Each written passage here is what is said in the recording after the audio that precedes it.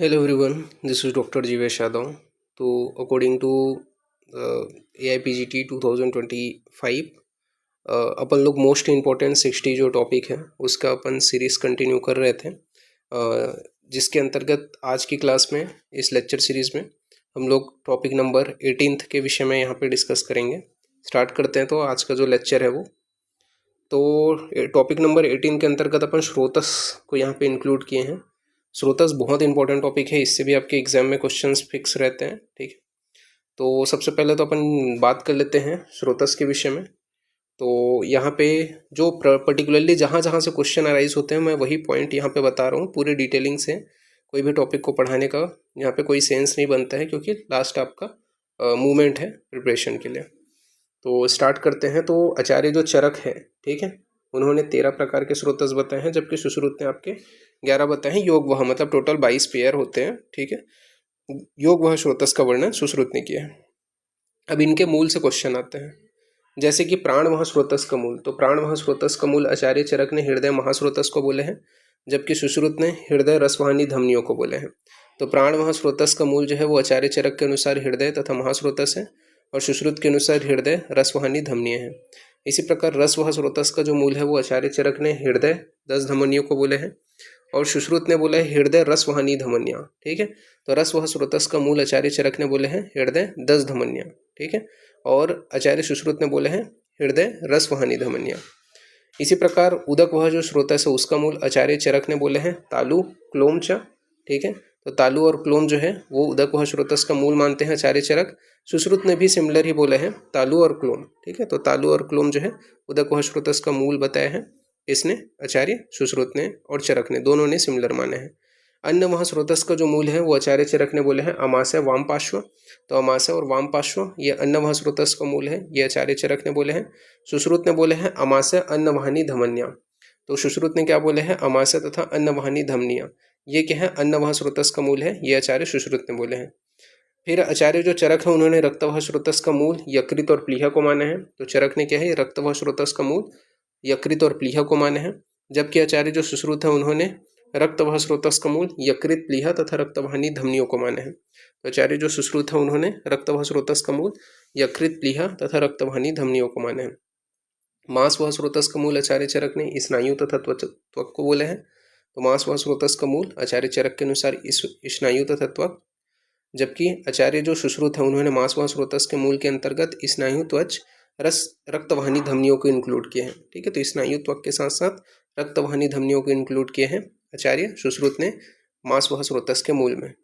फिर मेदोह स्रोतस का मूल आचार्य चरक ने वृक तथा वपोवहन को बोले हैं, जबकि सुश्रुत ने कटि वृक बोले हैं। तो मेदोह स्रोतस का मूल आचार्य चरक ने वृक तथा वपोवहन को बोले हैं, आचार्य सुश्रुत ने कटि वृको बोले हैं। इसके बाद में अपन बात करते हैं अस्थिवह स्रोतस के मूल के विषय में। तो अस्थिवह जो स्रोतस है उसका मूल आचार्य जो चरक है उन्होंने मेध तथा जघन को बोले हैं। ठीक है, तो अस्थिवह जो स्रोतस है उसका मूल क्या है मेध तथा जघन, ये आचार्य चरक ने बोले हैं। अस्थिवह स्रोतस का वर्णन आचार्य सुश्रुत ने नहीं किया है। इसके बाद में बात करते हैं मज्जावह स्रोतस। तो मज्जावह जो स्रोतस है उसका मूल आचार्य जो चरक है उन्होंने अस्थि तथा संधि को बोले हैं। तो मज्जावह स्रोतस का मूल जो है आचार्य चरक के अनुसार अस्थि तथा संधि है। आचार्य सुश्रुत ने मज्जावह स्रोतस का वर्णन नहीं किया है। इसी प्रकार शुक्रवह स्रोतस का जो मूल है वो आचार्य चरक ने वृषण तथा सेब को बोले हैं, जबकि आचार्य सुश्रुत ने शुक्रवह स्रोतस के मूल में स्तन्य तथा वृषण को रखा है। तो ये चीज़ याद रखना कि आचार्य जो सुश्रुत है उन्होंने शेफ और वृषण को बोले हैं। आचार्य चरक ने शुक्रवह स्रोतस के मूल में शेप तथा वृषण को बोले हैं, जबकि आचार्य सुश्रुत ने शुक्रवह स्रोतस के मूल में स्तन्य तथा वृषण को बोले हैं। फिर बात करते हैं मूत्रवह स्रोतस के मूल के विषय में। तो मूत्रवह स्रोतस का मूल आचार्य चरक ने वस्ती तथा वक्षण को बोले हैं, जबकि आचार्य सुश्रुत ने वस्ती तथा मेढ्र को बोले हैं।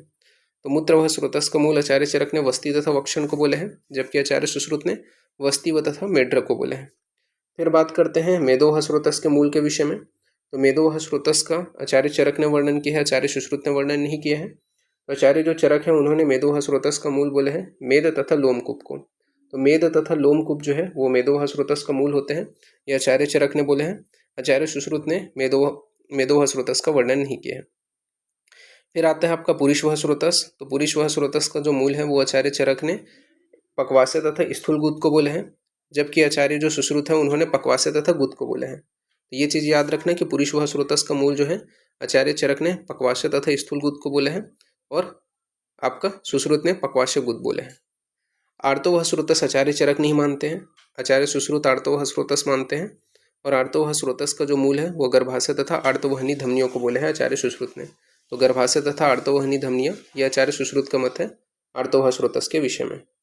फिर बात करते हैं स्रोतसों की संख्या के विषय में। तो आचार्य जो चरक है उन्होंने 13 बताए हैं स्रोतस की संख्या, जबकि आचार्य सुश्रुत ने 11 बताया है, जो मैंने पहले ही बताया था, योगवाह स्रोतस बताए हैं। इसमें स्तन्यवाह स्रोतस का वर्णन सारंगधर ने किया है। ठीक है, तो स्तन्यवाह जो स्रोतस है इसका वर्णन किसने किया है? सारंगधर ने किया है। चरकोक्त अस्थि स्वेद तथा मज्जाभाह स्रोतस को सुश्रुत नहीं मानते हैं। तो चरक के अनुसार जो अस्थि स्वेद तथा मज्जाभाह स्रोतस है इसको जो है आचार्य सुश्रुत जो है वो नहीं मानते हैं। चरक ने आर्तोवाह स्रोतस का वर्णन नहीं किया है। तो ये कुछ पॉइंट्स को आपको ध्यान में रखना है। नाउ नेक्स्ट अपन बात करते हैं स्रोतस, उसमें वृद्धिता के क्या लक्षण है और प्रदुष्ट होने के क्या लक्षण है। तो वृद्धिता का जो लक्षण है वो आचार्य सुश्रुत ने बताया है और प्रदुष्टि का जो लक्षण है वो आचार्य चरक ने बताया है।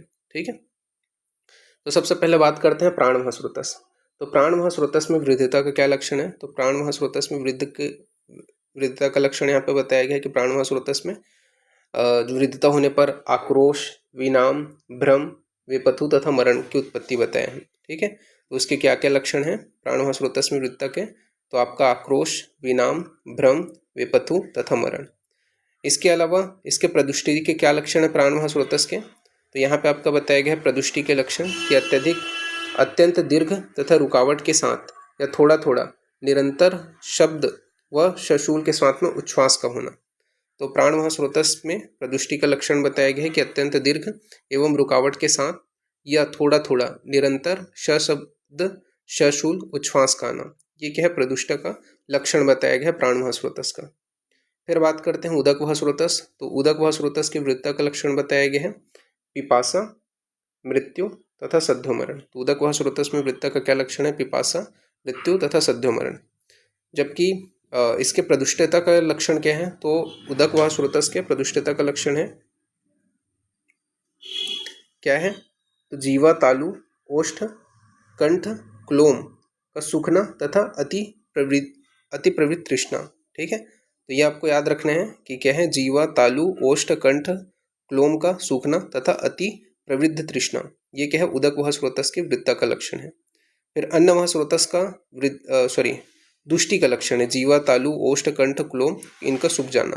ठीक है, तथा अत्यधिक तृष्णा की उत्पत्ति होना, ये क्या है? उदकवाह स्रोतस के प्रदुष्टता का लक्षण है। फिर अन्नवाह स्रोतस के वृत्ता का क्या लक्षण है? तो आद्यमान, शूल, छर्दी, पिपासा, अंध्य तथा मरण। ठीक है, तो अन्नवाह स्रोतस में वृत्ता का क्या लक्षण है? आद्यमान, शूल, छर्दी, इसके अलावा आपका पिपासा, आंध्य और मरण। प्रदुष्टि के क्या लक्षण है अन्नवाह स्रोतस के? तो अन्न अभिलाषा, आरोचक, अविपाक तथा छर्दी। तो अन्नवाह स्रोतस के प्रदुष्टि का लक्षण है अन्न अभिलाषा, आरोचक, अविपाक और छर्दी। तो ये यहाँ पे बताया गया है। फिर बात करते हैं रसवाह स्रोतस। तो रसवाह स्रोतस की वृत्ता का क्या लक्षण है? तो रसवाह स्रोतस की वृत्ता का लक्षण है शोष होना तथा प्राणवाह स्रोतस की वृत्ता का जो लक्षण है उसी के समान आपका रसवाह स्रोतस के वृत्ता का लक्षण है, शोष इसमें इंक्लूड हुए हैं। ठीक है, फिर प्रदुष्टि का क्या लक्षण है रसवाह स्रोतस का? तो रसवाह स्रोतस के प्रदुष्टि का लक्षण है अश्रद्धा, अरुचि, मुख वैरस्य, ज्वर, पांडु, क्लैव्य, अकाल में पालित्य। ये क्या है? रसवाह स्रोतस के प्रदुष्टि का लक्षण है। तो अश्रद्धा, अरुचि, मुख वैरस्य, ज्वर, पांडु, क्लैव्य, अकाल में पालित्य। फिर इसके बाद में रक्तवाह स्रोतस की वृद्धिता का क्या लक्षण है? तो रक्तवाह स्रोतस की वृत्ता का लक्षण है ज्वर, दह, पांडु, इसके अलावा शोणितागमन, रक्त नेत्रता, कृष्ण वर्ण। तो रक्तवाह स्रोतस की वृत्ता का क्या लक्षण है? ज्वर, दह, पांडु, शोणितागमन, रक्त नेत्रता और कृष्ण वर्ण। बात करते हैं रक्तवाह स्रोतस के प्रदुष्टि का क्या लक्षण है? तो रक्तवाह स्रोतस की प्रदुष्टि का लक्षण है तो यकृत, प्लीहा, कुष्ठ, विसर्प, पिंडिका, इसके अलावा प्रदर, स्वित्र, प्लीहा, तिलकालक, चर्मदल, गुल्म, विद्रथी। तो रक्तवाह स्रोतस के प्रदुष्टि का क्या लक्षण है?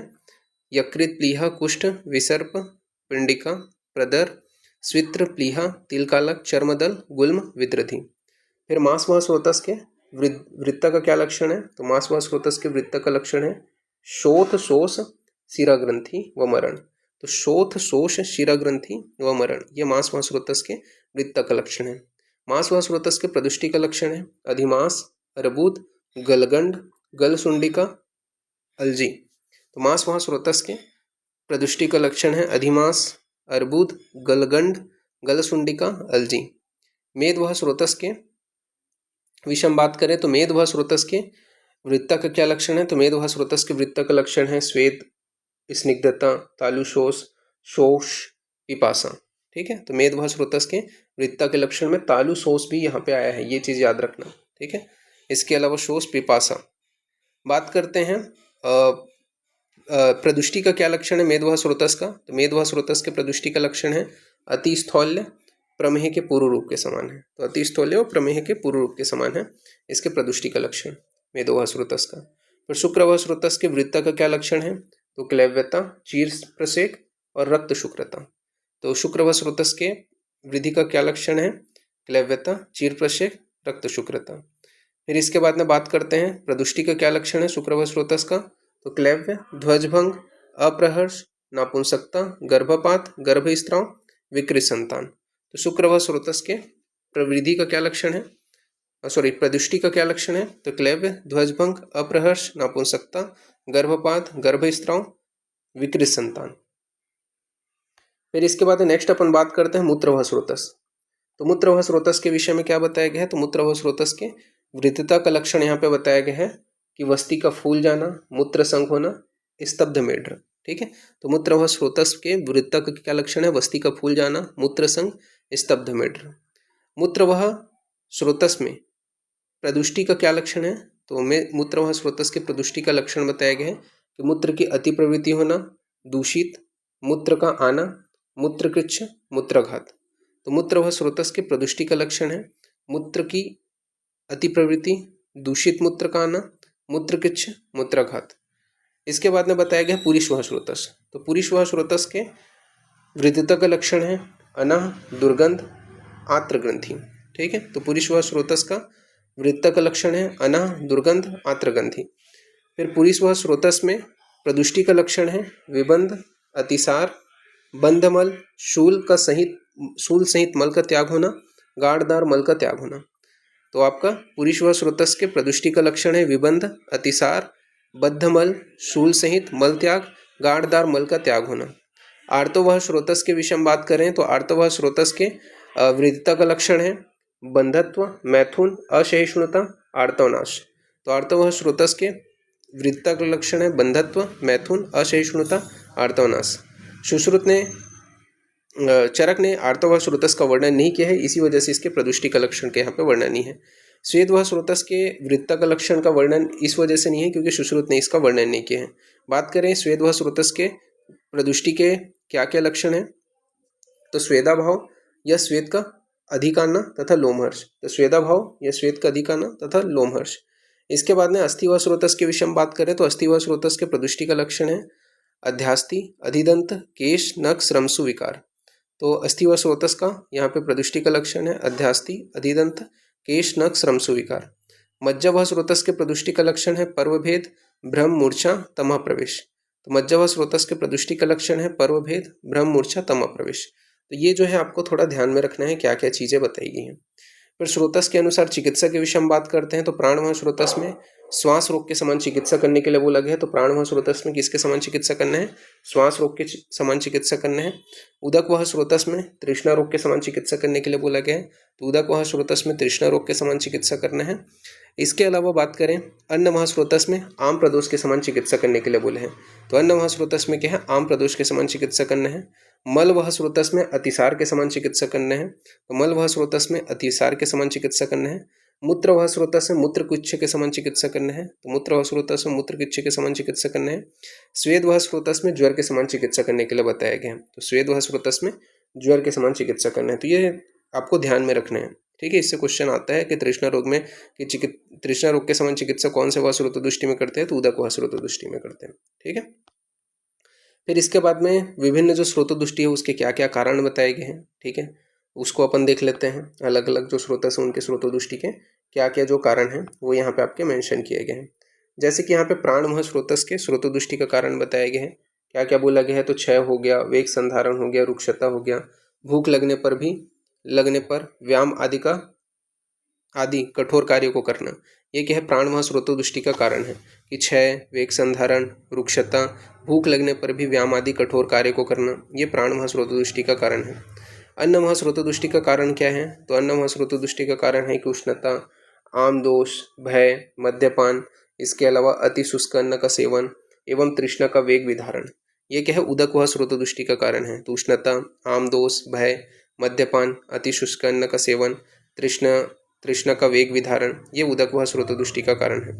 अन्य वह स्रोतोदृष्टि के कारण के विषय में बात करें तो अति मात्रा में, अकाल में, अहितकर भोजन करने से और अधिक वैगुणता से अन्न महास्रोतस में दुष्टि होती है। तो अन्न महास्रोतोदृष्टि का कारण क्या है, तो अति मात्रा में, अकाल में, अहितकर भोजन करना और अग्नि वैगुण्यता, ये क्या है, अन्न महास्रोतोदृष्टि का कारण है। रस व स्रोतोदृष्टि के विषय में बात करें तो रस व स्रोतोदृष्टि का कारण यहाँ पे बताया गया है कि गुरु शीत, अति स्निग्ध, अति मात्रा में भोजन करना, समशन, रस वाहनी दुष्यंती, चिंतनम च अति चिंतनम। ठीक है, तो गुरु शीत, अति स्निग्ध, अति मात्रा में भोजन कर रहे हो, ठीक है, चिंता आदि करने के कारण रस वह जो स्रोतस है उसमें दुष्टि उत्पन्न होती है। ये दुष्टि का कारण बताया गया रस व स्रोतस का।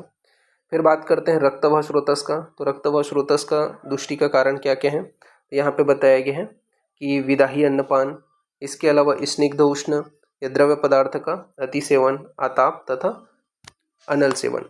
तो ये जो है आपका रक्त व स्रोतोदृष्टि का कारण बताया गया है। तो विदाही अन्नपान, स्निग्ध उष्ण, द्रव्य पदार्थ का सेवन, आताप, अनल सेवन।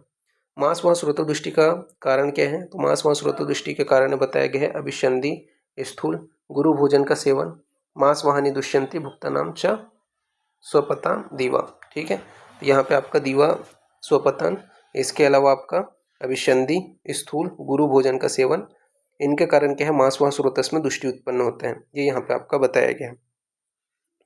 फिर इसके बाद में नेक्स्ट अपन बात करते हैं मेदोवह स्रोतस में दुष्टि का कारण क्या है। तो मेदोवह स्रोतस में दुष्टि का कारण बताया गया है कि अव्यायाम, दीवा स्वप्न करना, ठीक है, मेदस्वी जीवों का अति मांस भक्षण करना, ठीक है, तो इन सभी कारणों की वजह से मेदोवह स्रोतस जो है दूषित होते हैं।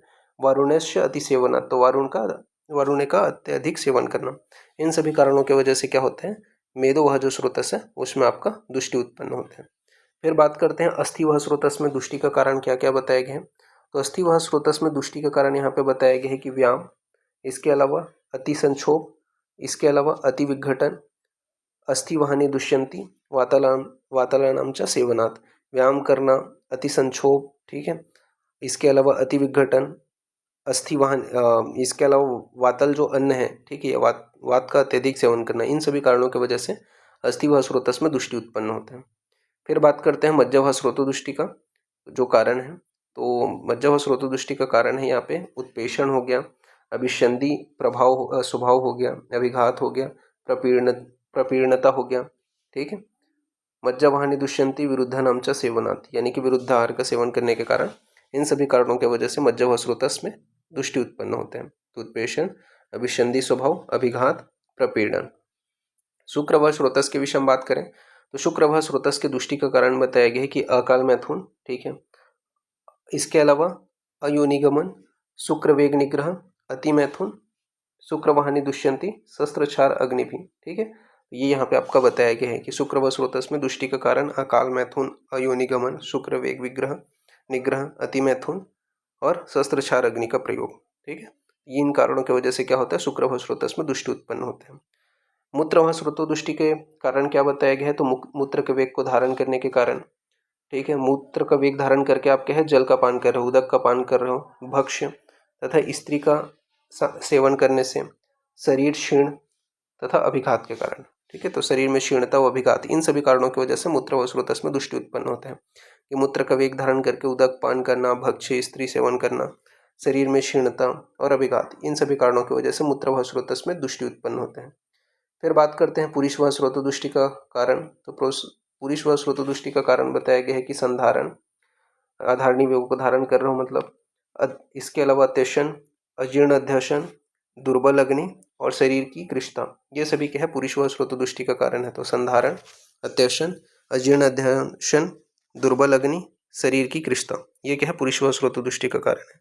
फिर स्वेदो वह स्रोत दृष्टि का कारण बताया गया है व्यायाम, अति संताप, शीतल उष्ण का क्रम शीतल तथा उष्ण का क्रम रहित सेवन करना, इसके अलावा क्रोध, शोक, भय, इन सभी कारणों की वजह से क्या है स्वेद वह जो स्रोतस है वो दूषित होता है। तो व्यायाम, अति संताप, शीत उष्ण क्रम रहित सेवन करना, इसके अलावा क्रोध, शोक, भय, इन सभी कारणों की वजह से स्वेद वह जो स्रोतस है उसमें दुष्टि उत्पन्न होते हैं। तो इस प्रकार से यहाँ पे ये जो स्रोतस हैं ये भी इंपॉर्टेंट है, इससे भी आपके क्वेश्चन अराइज होते हैं। तो यहाँ पे ये जो है कंप्लीट होते हैं। नेक्स्ट क्लास में अपन आगे कंटिन्यूशन करेंगे। इतना ही अभी के लिए, इतना ही। Thank you class.